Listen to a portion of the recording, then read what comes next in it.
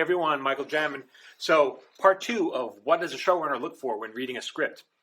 At least what do I look for? So the first part I explained that the story has to start within the first few pages. And if it doesn't, I toss it, right? And you're like, but wait a minute, it was just getting good. It was going to get good around page 10 or 12.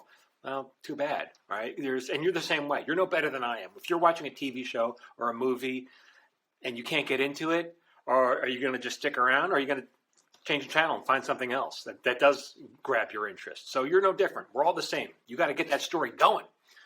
So what's the other thing that I look for? Well, I always want to see that first act break pops. So when I write a script, it doesn't matter whether it's a half-hour sitcom or an hour-long drama or an hour-and-a-half feature.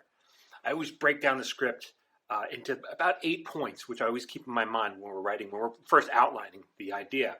And one of those moments is that first act break. That first act break has to pop. And what does that mean?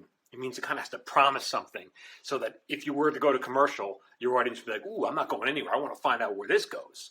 Now, even if you're writing a movie or an episode of a streaming network where there are no commercial breaks, it's still important to have that first act break moment because it just feels good. It's just how you tell a story. There's something about that makes your story feel like, ooh, I'm advancing the story and I want to know what's going to happen next.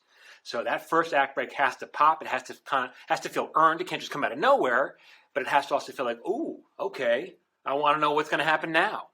And this may seem obvious, but believe me, I read a lot of scripts, and it's very rare to get to see an act break that pops. And well, not extremely rare, but from a new writer, it's kind of rare. So in the course, I go into great detail. I don't just say, hey, it has to pop. I kind of show you how to do all this. And it's just more than, I can do in a 30-second video. But that first act break has to pop. Okay.